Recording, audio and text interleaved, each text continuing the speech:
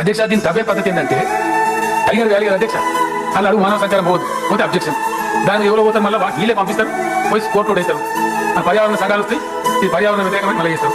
ఒక షాఫ్ట్ పెట్టుకొని కనీసం గాలి స్టార్ట్ చేసుకుందాం, దానిలో వెంతులు స్టార్ట్ చేసుకుందాం అంటే కూడా వీళ్ళు కూడా పెట్టిండు. ఇక్కడి నుంచి గాలి పంపిస్తూ ఉంటారు అధ్యక్ష, ఈ ఎండ నుంచి గాలి పంపిస్తూ ఉంటారు. ఆ గాలి పీల్చుకుంటూ ఆ టీబీఎం డ్రైవర్ టన్నల్ తవ్వాలి అధ్యక్ష. ఇంతకన్నా పెడతారు అధ్యక్ష? నీళ్ళు ఇచ్చే విధానమేనా? ఎప్పటి నుంచి పెట్టినాం ఎస్ఎల్బీసీ? ఎన్నేళ్ళ కంప్లీట్ కావాలా? ఇది ఎవరి పాపం? ఎందుకు తెలంగాణ ప్రజలు శిక్షణ అనుభవించాలి? ఇది పరిస్థితి అధ్యక్ష. ఇది అధ్యక్ష జరిగేటప్పుడు ఏమైందంటే ఆ బోర్డు చేసుకుంటూ వెనక లైనింగ్ చేసుకుంటూ పోతుంది అధ్యక్ష. కాబట్టి దానికి లాగేద్దామని కొత్త పద్ధతి పెడదాం, లాగలేమిగా. లాగానంటే ఆయన చేసిన లైనింగ్ అంతా కూల కొట్టారు మళ్ళీ డిస్ట్రక్షన్. అంటే దాన్ని కొనసాగించడం తప్ప గత్యంతరం లేనటువంటి ఒక భయంకరమైన పరిస్థితిలో కూరుకుపోయిన మరో ప్రాజెక్టు ఎస్ఎల్బీసీ ప్రాజెక్ట్ అధ్యక్ష. ఇది దీని పరిస్థితి. ఈ ఎస్ఎల్బీసీ ప్రాజెక్ట్ అంటే ఏంటి, అసలు ఎలా వీళ్ళు చిక్కుకున్నారు, దీని గురించి నేను క్లియర్గా ఒక 2 to 3 minutesలో మీకు ఫుల్ డీటెయిల్స్ అయితే ఇచ్చేస్తాను. ముందుగా మన ఛానల్ సబ్స్క్రైబ్ చేసుకోకపోతే సబ్స్క్రైబ్ అయితే చేసుకోండి.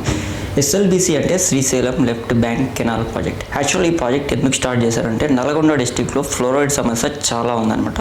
సో అక్కడ ప్రజలకి వాటర్ ప్రాబ్లం చాలా ఉంది. ఫ్లోరైడ్ కలిసి ఉండడం వల్ల అవి తాగి వాళ్ళకి హెల్త్ ఇష్యూస్ అయితే చాలా వస్తున్నాయి. సో వాళ్ళ కోసం అని చెప్పేసి నల్గొండ డిస్టిక్లో వాళ్ళకి వాటర్ సప్లై కావాలని చెప్పేసి శ్రీశైలం బ్యాక్ వాటర్ నుంచి నల్గొండ డిస్టిక్కి వాటర్ని తీసుకుపోవాలని చెప్పేసి ఈ ప్రాజెక్ట్ని అయితే స్టార్ట్ చేశారు. యాక్చువల్గా ఇది అటవీ ప్రాంతం అవ్వడం వల్ల కెనాల్ని తీసుకుపోవడం కుదరదు. సో అందుకే టనల్ ద్వారా తీసుకుపోవాలని చెప్పేసి ఈ ప్రాజెక్ట్ అయితే స్టార్ట్ చేశారు. యాక్చువల్లీ ఈ ప్రాజెక్ట్ 1980s నుంచే వస్తుంది. ఎన్టీఆర్ గారు, ఆ తర్వాత చంద్రబాబు గారు అండ్ ఇలా ఒకరి తర్వాత ఒకరు చేసుకుంటూ వచ్చారు.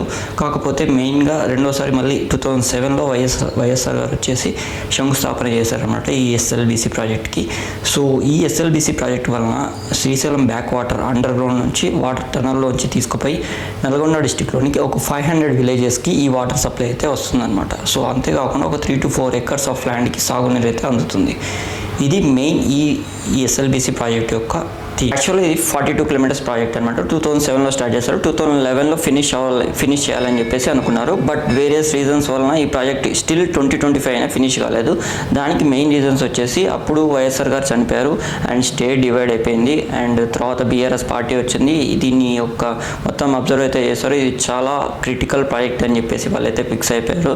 అండ్ ఆ తర్వాత కూడా వర్క్స్ అయితే స్టార్ట్ చేశారు, బడ్జెట్ అయితే అలొకేట్ చేశారు. కానీ దానికి సరిపడా ఎక్విప్మెంట్ ప్రాబ్లమ్స్ రావడం వలన వేరే కంట్రీస్ నుంచి తీసుకొని వచ్చి మళ్ళీ చేయాలని చెప్పేసి చాలా అయితే కష్టపడ్డారు. బట్ స్టిల్ ఇయర్స్ పెరిగే కొద్దీ బడ్జెట్ అనేది పెరుగుకుంటూ వచ్చింది. అప్పుడు 2000 crores ఉన్న బడ్జెట్ ఇప్పుడు అరౌండ్ 5,000 crores వరకు అయితే వచ్చిందనమాట. సో ఇలా రీజన్స్ వలన ఈ ప్రాజెక్ట్ ఆగిపోతూ స్టార్ట్ అవుతాయి ఇప్పటివరకు అయితే వచ్చింది. అండ్ రీసెంట్గా ఫిబ్రవరిలో ఈ వర్క్ని మళ్ళీ స్టార్ట్ చేశారు.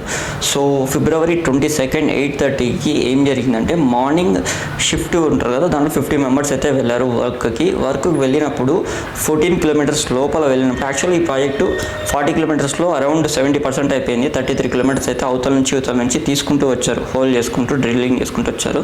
అండ్ మిగతా ఈ 10 kilometers అయితే ఉందో ఈ 9 to 10 kilometers దీన్ని డ్రిల్ చేయాలి. సో 14th kilometer దగ్గర ఇక్కడ మన శ్రీశైలం నుంచి వచ్చేటప్పుడు లోపల ఏమైందంటే టనల్లో వాటర్ లీక్ అవ్వడం స్టార్ట్ అయింది. ఎందుకంటే అండర్ గ్రౌండ్ కదా, లోపల బురద ఉంటుంది, ఊబి అంటారు కదా, వాటర్ లీక్ అవుతుంటాయి. అలా వాటర్ లీక్ అయింది. సడన్గా పైనుంచి పెక్కులతో ఊడిపోయి పడిపోయారు. దాన్ని అబ్జర్వ్ చేసిన కొంతమంది అరవడం వల్ల చాలామంది అందరూ బయటికి అయితే వెళ్ళిపోయారు.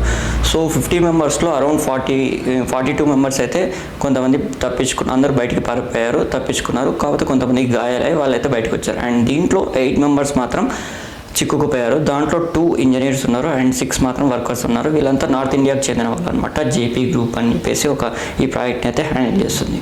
సో ఇప్పుడు ఈ 8 membersని బతికి ఉన్నారా లేరా అనేది ఇప్పటికి తెలియట్లేదు.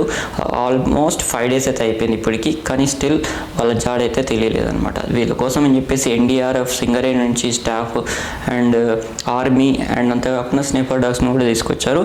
అండ్ మెయిన్గా ఇప్పుడు ర్యాట్ మైనర్స్ అని చెప్పేసి తీసుకొచ్చారు. దీన్ని ర్యాట్ మైనర్స్ అంటే ఏంటంటే మెయిన్గా వీళ్ళు ఒకటే ఒక చోటు నుంచి హోల్ పెట్టుకుంటూ లోపలికి వెళ్ళిపోతారు. ఇది చాలా రిస్కీ కూడినది. సో దీన్ని నేషనల్ ట్రిబ్యునల్ వాళ్ళు కూడా దీన్ని బ్యాన్ అయితే చేశారు. బట్ ఎమర్జెన్సీ సిచ్యుయేషన్స్లో దీన్ని అయితే వాడతారు. లాస్ట్ 2023లో ఉత్తరాఖండ్లో ఇట్లే 41 members చిక్కుకుపోతే వాళ్ళని అయితే ఈ ర్యాట్ మైనర్సే రక్షించారనమాట. హోల్ పెట్టుకుంటూ లోపలికి వెళ్ళి తీసుకొని వచ్చారనమాట. సో ఇప్పుడు ఈ ర్యాట్ మైనర్స్ వర్క్ అయితే చేస్తున్నారు, బట్ నో యూస్. స్టిల్ ఈ 8 మెంబర్స్ యొక్క జాడైతే తెలియట్లేదు, బతికి ఉన్నారా లేదా అని కూడా ఇంకా తెలియదు. So let's hope for good. And ఇలాంటి ట్రెండింగ్ టాపిక్స్ కోసం షార్ట్ ఫామ్లో నేను మీకు ఎంబడే ఎక్స్ప్లెయిన్ చేస్తాను. మన ఛానల్ని సబ్స్క్రైబ్ అయితే చేసుకోండి.